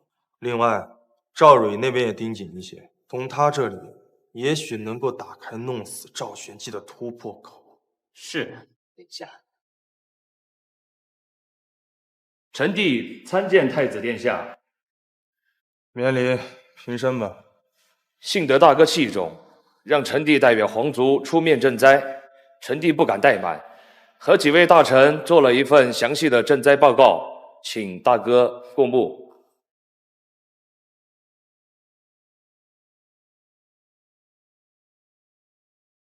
需要户部出资100万两购买粮食和物资，需要工部派人搭建临时棚屋，需要太医院派出太医救治生病受伤的灾民。别的我先不说，就这一点灾民，100万两白银，你觉得合理吗？大哥，如今大前帝国寻常百姓1户5口之家1年的吃穿用度也不过才5两左右，100万两白银足够10万人2年的吃穿。你现在还觉得这个数字合理吗？如果加上修缮房屋，而如今粮食的费用又飙升，如此看来也不算离谱吧？不算。老九，我看你是昏了头。给灾民搭建的普通防寒的棚屋，根本不需要什么讲究的做工用料，能够防寒就行。你觉得这能花多少？你说的粮价飙升，我之前已经杀了大粮商胡谦，粮价早已压下来，更何况是朝廷出面买粮，有几个不长眼的敢胡乱涨？可房屋的搭建、粮食的搬运和发放，这些都需要人力啊！护送粮食、修建棚屋，这些灾民自己就可以出一份力，这又需要花多少人力钱？你傻乎乎的出面要100万，最后都进了各级官员的口袋，留给灾民们入手。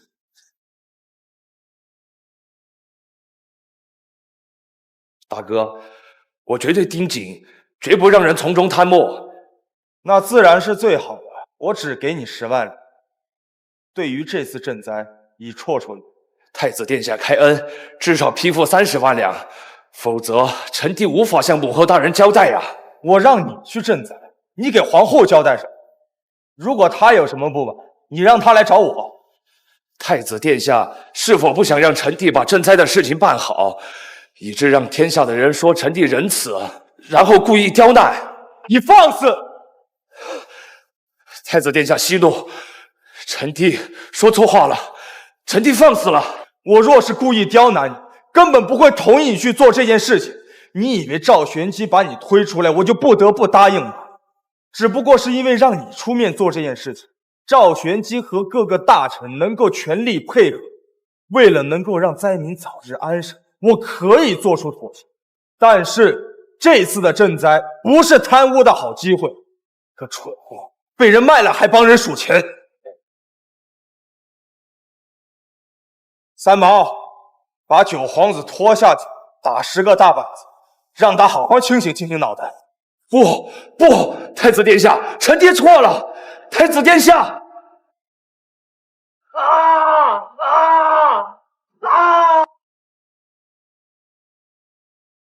太子爷，消息传到皇后娘娘那边，皇后娘娘派人把9皇子接走了，可打足了10万，只打了7个板子。混账东西！把人给我拦下来！今天就算是天王老子来了，也得给我打足10板子！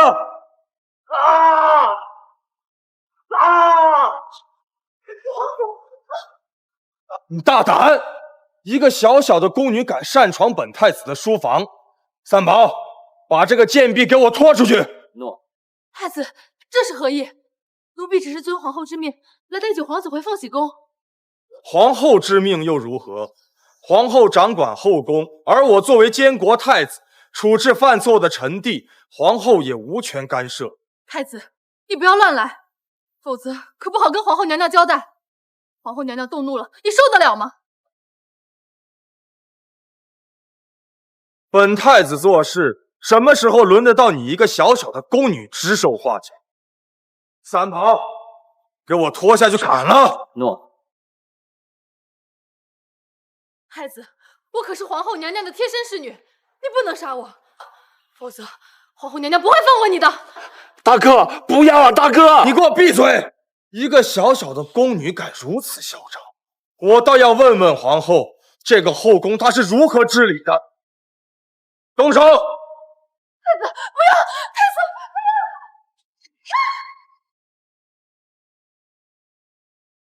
启禀太子殿下，那宫女已经伏诛。剩下的3板子，继续给我打！我就站在这儿，我倒要看看有谁敢阻拦。皇后娘娘驾到！儿臣参见母后。画眉是本宫的心腹宫女，跟随本宫多年，你一言不合就把她杀了，你心里可曾有你这个母后？我眼里何时没有母后了？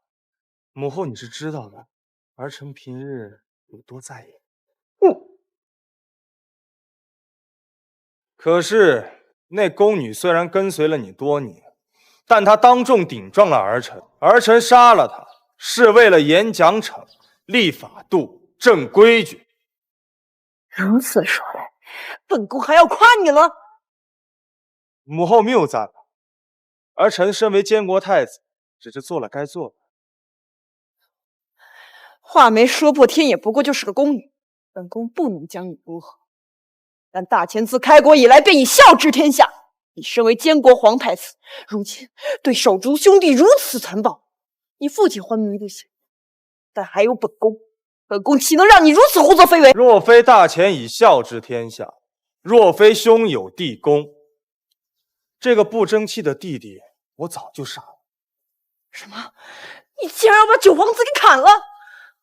你如此大逆不道，如此无法无天，你就不怕本宫设令把你禁足，等你父皇清醒之后，把你的监国之权收回吗？九皇子于袭政殿对我不敬，长兄如父，父皇如今无法亲自管教他，我这个当哥哥的，自然是要代替父皇好好责。九皇子犯了什么错，需要受如此责罚？他不知民间疾苦，第一次赈灾便被那些大臣忽悠着要100万两银子。如果那些银子从国库掏出来，被那些大臣中饱私囊，我岂能当？因我降了他的预算，他心生不满，便斥责我说是为阴谋故意为难。他不想想，如果不是为了那些灾民，我为何要让他出面？九皇子如此不恭不敬，我作为长兄，自然是要好好管教。三宝，奴才在。将没打完的板子继续打完，狠狠的打，让九皇子好好长长记性。啊！母后，救救儿臣啊！母后，住手！我执意带走九皇子呢。打完之后，皇后娘娘可以带走他，但现在任何人都无法阻拦。你眼里还有我这个母后吗？母后，您可是要后宫干政。开国之初，大前太祖立下圣训，绝不允许后宫干政。120年前，宣仁宗时期，贵妃刘氏恃宠干政，宣仁宗之皇叔去太庙请来了太祖圣训，于湖心阁杖毙贵妃刘氏。湖心阁如今依然在，皇后娘娘可曾去过？好，你这个太子，连我都想杀！这么倾国倾城的皇后，我还没睡走蛇杀呢。可是本太子树立起来的权威，绝不允许任何人破坏掉。如果今天让皇后压我一头，以后谁还会听我的话？啊！三毛，去换太医来，给九皇子好生安置。诺。儿臣所作所为，实属无奈，还请皇后娘娘好生教导九皇子。儿臣告退。没用的东西！三毛，高丽使团这2天可有什么动静？据锦衣卫传回的消息，高丽公主那日回到驿馆后，心情似乎很不好。不过赵玄机之子赵太来之前意外遇见了高丽公主金雪熙，便疯狂地迷恋上了她，日日寻找机会接近。因为她的身份，金公主也不敢不理她。走，换身衣服去驿馆见见金公主，也该给她个定性。金公主，你最近是不是遇到什么麻烦？这2日都不愿意见我。无论遇到什么事，在这京城1亩3分地，我定能帮你办妥。赵公子，别人不愿意见你，你怎么还死缠烂打的？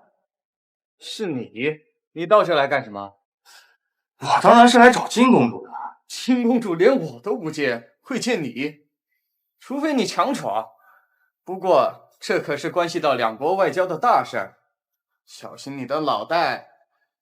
我可不用强闯，金公主会自己请我进去。金公主啊，我是那日替你办事之人，现在事已办妥，特地前来告知。是你？你这个混蛋，你还敢来见我？等等，事情办好了，你快进来。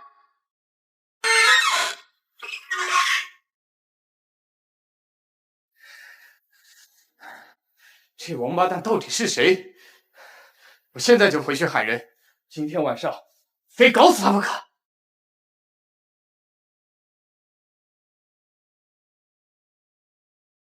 门外那位可是大前宰相赵玄机的儿子，连他你也敢得罪？一个纨绔子弟而已，我根本没放在心上。你有没有礼貌？你们大清自诩天朝上人，人人皆有礼数，怎么出了你这么个？咱俩都已经发生肌肤之亲了，还在乎这些虚头巴脑干什么？我不愿意你多说。你刚说事情办成了，太子愿意见我了吗？见太子嘛，说简单也简单，说难他也难。你还敢戏耍我？这里可是驿馆，我们高丽使团也不乏高手。你信不信我一声令下，就把你捆在这儿？公主，听本公子说完。干什么？本公子想吃葡萄了，你喂喂。休想！我再落魄，也是高丽一国公主。你把我当谁？你的奴隶吗？那你想要见太子可就难了。金公主，你说你连最重要的清白都付出了，还在乎这点小事？西瓜都丢了，难道还因为这点芝麻功亏一篑？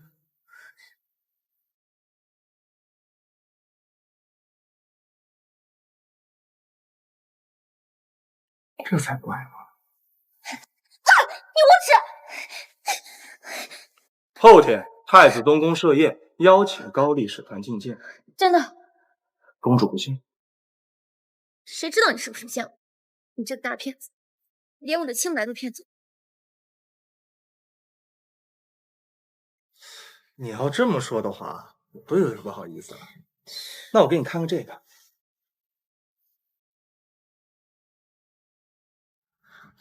这玩意儿可做不了假，不然几个脑袋都不够掉。公主这下行了。这是我的请帖，快还给我！哎，公主，事情我已经办妥了，公主准备怎么报答你？你放手！公主，事情办好了，现在你想耍赖？谁赖账啊？你明明已经得到我了。哎，这话你就说的不对了。你昨天吃了饭，今天就不吃了。更何况是公主这般的美味珍馐。本公子给你办事儿，办成了就是办成了，只此一次，终身服。可你就给了本公子一次，爽完了就没了。本公子不是吃大亏了？满嘴污言秽语，我不听。不听就不听嘛，反正你等会儿叫的会比本公子说的污言秽语多。无耻！当时我喊人了。你喊啊！你真敢喊人来看啊！本公子能让太子设宴，就能让宴会取消，信不信？恨你！恨到深处就是爱。王八蛋，给我滚出来！老子今天带了30多个人，全是军中的百战好手，今天你死定了！少公子，刚捡了一条命回去，现在又来生死问。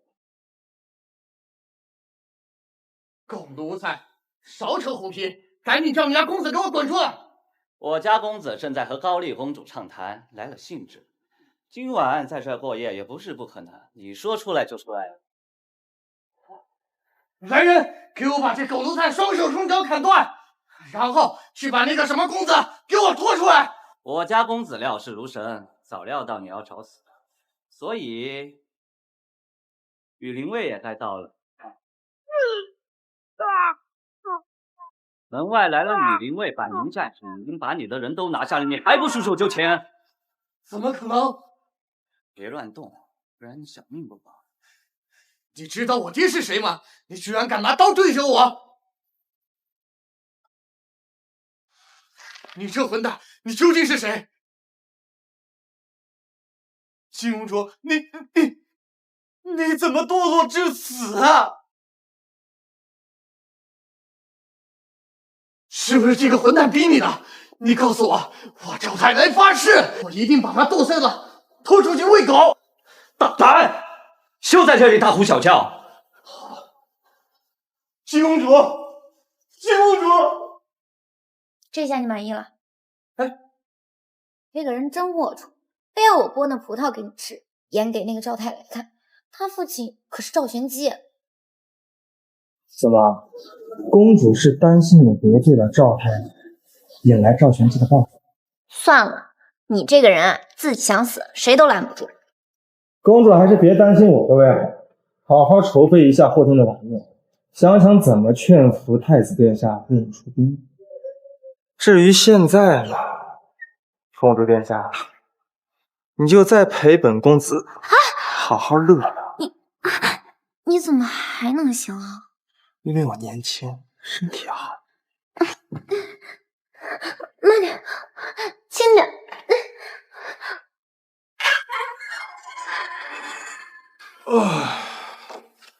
真舒坦。三毛，走，去看看九皇子和王腾焕赈灾赈的怎么样了。太子爷，您慢点，奴才给您引路。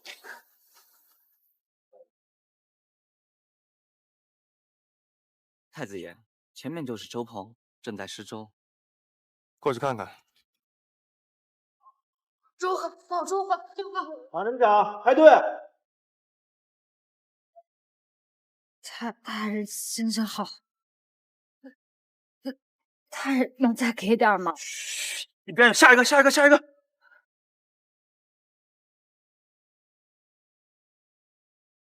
大爷心情好吧，再给添点儿。我儿媳妇都病得动不了了，她肚里还有孩子呢，那可是我们全家唯一的种，再给添点半勺东西呢。哎，不是我说，你个老不死的东西！九皇子殿下允示你们这些贱民，你们不感恩戴德，还嫌少！老天爷，你为什么这样对我啊？我只是想给我的儿媳妇和我未出生的孙子掉点粥啊！活该！下一个，下一个，快点！不是你谁啊？这还算是粥吗？米粒没有几颗，里面全是水，还有石子和沙子。你们这些混蛋就这么赈灾的？混腻歪了！我告诉你，这可是九皇子殿下代表朝廷的赈灾。不是，我说你小子，你来捣蛋的吧？想死吧你！还想死的是你啊！10万两雪花银，换来的就是这些银沙。我今天不杀个血流成河，你们这些狗官都不知道什么叫怕！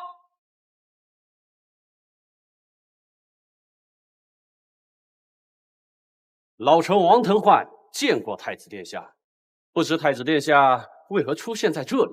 臣弟见过太子殿下。一群人费尽心思给你捞个博名声的机会，你就是这么给我博的？赈灾是你这么赈的吗？太子殿下，臣弟不拜。不明白？好，那我今天就让你看个明白。过来！沙子比空壳多，空壳比谷粒多，你就是这么代表朝廷赈灾的？来，你给我喝一碗这粥看看。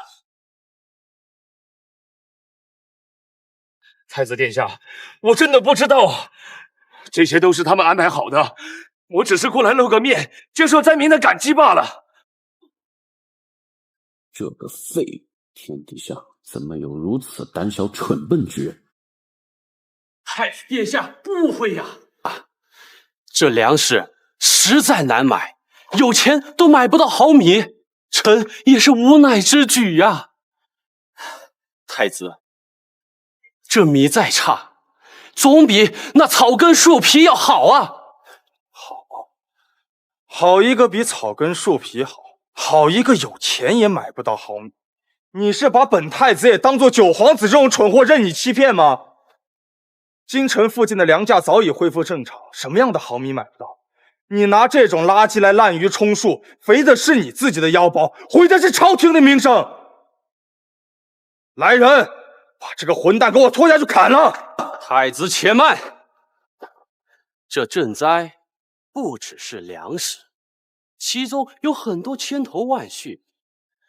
臣百忙之中出了一些纰漏，也是情有可原。人非圣贤，孰能无过？太子殿下如此苛责百官，丝毫错误都容不得。百官以后还如何做事？百官不做事，朝廷如何运转？好狗，你闭嘴！你竟敢如此侮辱老夫！侮辱？你算个什么东西？少在这里跟我装腔作势！你最好祈祷这件事情跟你没关系。否则，你这个狗头我要定！今天，本太子就要一查到底，谁在这次赈灾之中有贪墨的行为，谁都难逃一死。来人，把负责赈灾的官员都给我抓过来，我要一一审问。太子这是要大动干戈啊！殿下，此事细干重大，这里实在不是审问的地方。如果你要查，不如先回朝廷。把相关人等抓去刑部发落，此后三司会审。三司会审？三司都是你们的人，能审出什么来？啊！三毛，所有人给我押回大牢严刑拷打！太子，你这是在与整个朝廷作对！老匹夫，你找死！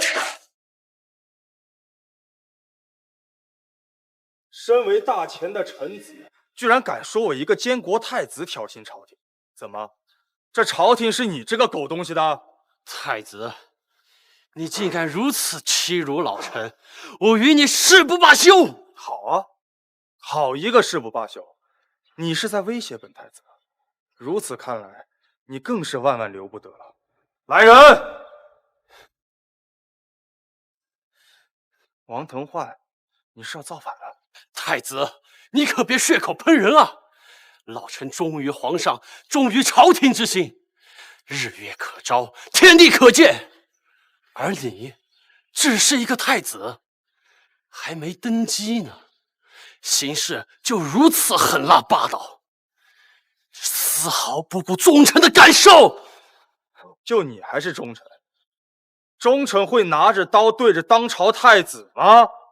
老臣这是逼不得已，只能自保。等回到京城，必要联合朝廷大臣上书，让你放下这监国之权。你不要以为你在监国就能视百官如无物，在这朝廷上有许多像老臣这样的忠良人士，断然容不得太子你胡闹。老匹夫，你说本太子霸道狠辣，那今日本太子就给你霸道狠辣看看。三毛，把这个狗东西给我拿下！如敢反抗，视为谋反，株连九族。我倒要看看王大人这种不忠不义之辈，是不是连株连九族都不怕？不想死的话，就乖乖把刀给我扔掉，跪下，否则，咱家保证，不但你得死，全家都得死。把王腾焕给我拿下！太子，你执掌监国，却对朝廷重臣煽动兵革，你就不怕寒了天下士子的心吗？下士子，你便能代替得了天下士子吗？况且我问你，这天下的根基是什么？是那些肩不能扛、手不能提、满嘴仁义道德，得了官士之位之后就疯狂敛财贪墨的士子吗？王腾焕，我告诉你，这天下的根基是那些百姓，是那些你看不起、瞧不上的泥腿子，一年年辛辛苦苦、面朝黄土背朝天的百姓。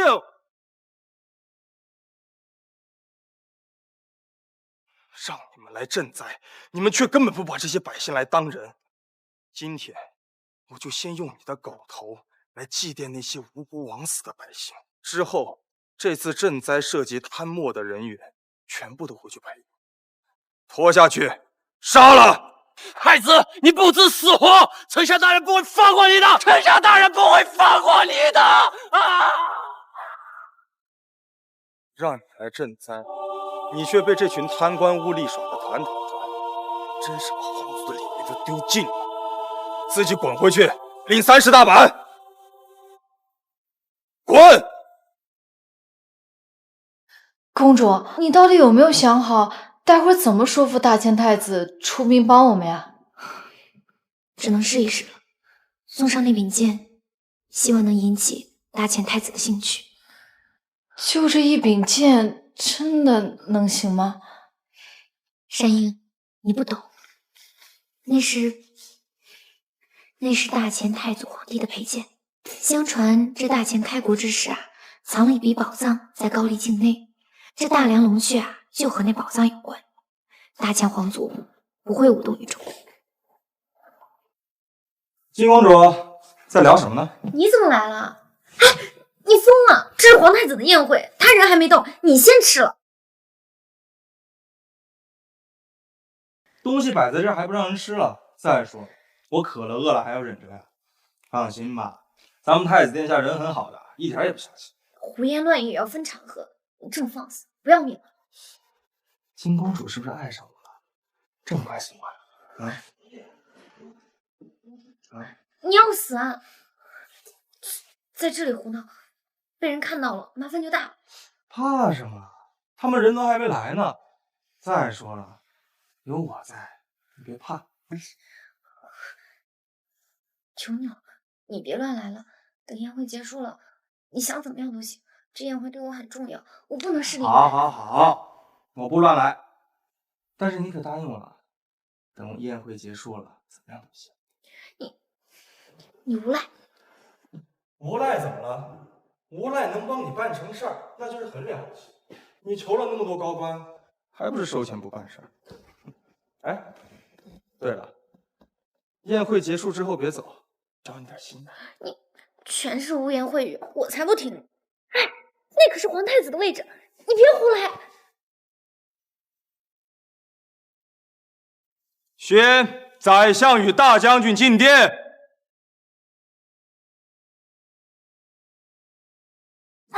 干哪去？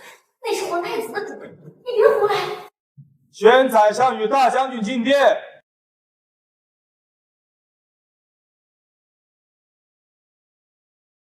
他居然是太子，这个贪婪好色的家伙，居然是大秦的皇太子，这怎么可能？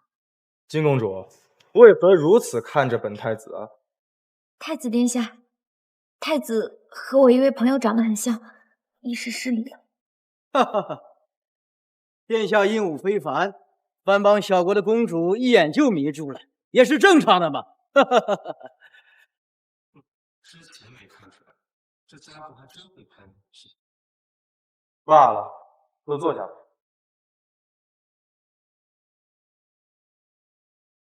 高丽使团千里迢迢来到京城，恐怕是有要事相商。但父皇龙体欠安，我代父皇招待诸位。金公主有什么事，可以和本太子说。和本太子说。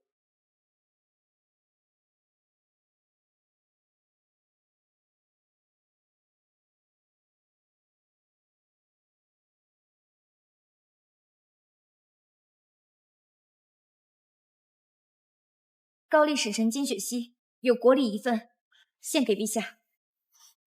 好剑呐！将军果然是识货之人。此剑名为大梁龙雀，是大前太祖之佩剑。此剑名为大梁龙雀，是大前太祖之佩剑。高丽王室偶然所得，正要追寻其根源，国内就爆发了战乱。高丽不敢藏此国之重器，特献与大前，希望完璧归赵。这天底下，只有大前皇帝和太子殿下能配得上此剑。好，拿来。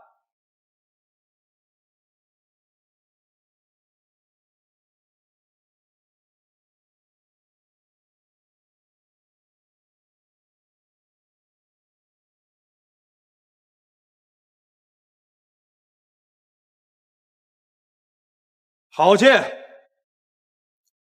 我代父皇感谢金公主所赠。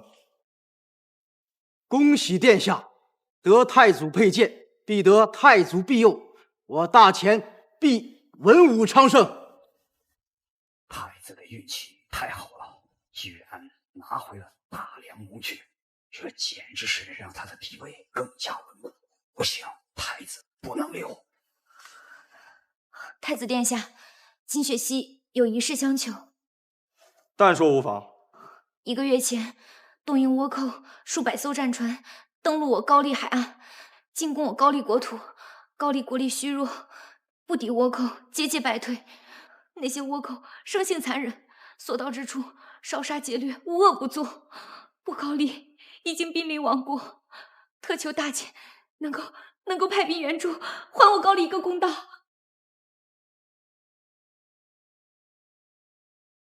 宰相、大将军，对于此事，你们怎么决断？启禀殿下，老臣以为此事不能答应。第一，国内天灾连年，对朝廷而言，最要紧的是赈灾。第二，兵卒一动，便花出大量的真金白银。可是现在国库空虚，百姓疾苦，根本没有能力去支撑一场长久的战争。金公主，宰相所说也是事实。现在大前自顾不暇，若是轻易出兵高丽的话，恐怕也是支撑不起啊。太子殿下，我们承诺，如果大前愿意出兵，出兵的花费由我高丽王室承担。另外，如果大前愿意出兵，我们保证会找到太祖宝藏，献给大前。太祖宝藏？太祖宝藏？金公主，此事当真？没错，传说中太祖宝藏就藏在高丽境内。此次发现的大梁龙雀，很有可能就是太祖宝藏中的一部分。我们已经打算寻找太祖宝藏了，本来已经有些眉目了，可是就被战乱打断。殿下，若太祖宝藏属实，我们不惜一切代价也要拿到。据说当年太祖宝藏是太祖留给李氏子孙救国之用，里面藏有兵甲10万，金银珠宝无数。若寻回宝藏，大前如今的颓势完全可解呀。大将军言之有理，消失了300年的大梁龙雀现世，那宝藏之事恐怕10有8九也是真的。宰相大人，此事你怎么看？如果真让太子找回太祖宝藏，他的势头简直可以压过洪绍。到时候谁还能阻止他继承大统？启禀太子殿下，为了缥缈的太祖宝藏远征高丽，老臣以为实属不智之举。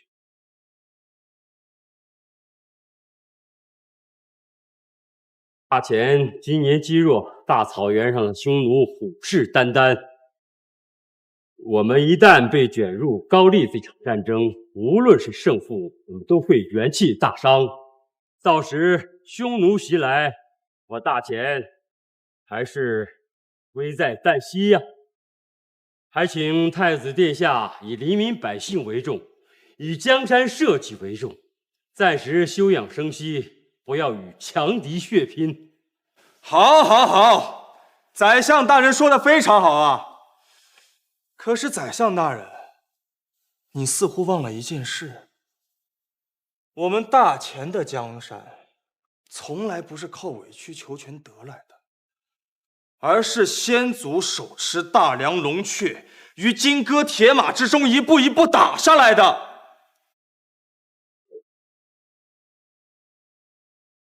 那东瀛倭寇欺我们大前边海多年，多少百姓惨遭屠戮，多少儿女惨遭蹂躏。倭寇远居于海中，尚能如此的侵略骚扰。那如果真的被他们攻占了与我大前接壤的高丽国，那岂不是卧榻之侧找了只豺狼酣睡吗？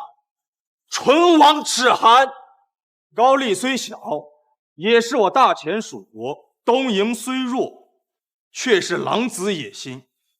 现在如果不趁其弱小将其灭杀，难道要等到他不断壮大，直到不得不打时，才与其决一死战吗？如今寒冬，草原上冰天雪地，匈奴自顾不暇，此等乃是我之天赐良机。宰相大人，请问你想等到来年春暖花开，同时承受匈奴与倭寇的左右夹击吗？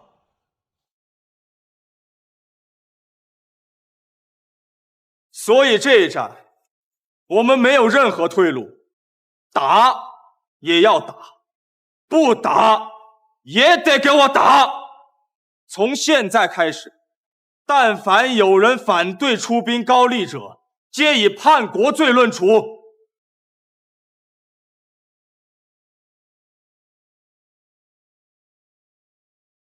殿下英明神武，微臣愿领兵杀尽倭寇，夺回宝藏。好，大将军果然忠肝义胆。出兵高丽之事，就由大将军全权负责，各部门必须配合。1个月内杀尽倭寇，寻回太祖宝藏。微臣领旨。臣等遵旨。太子绝不能动，必须要让赵律动手了。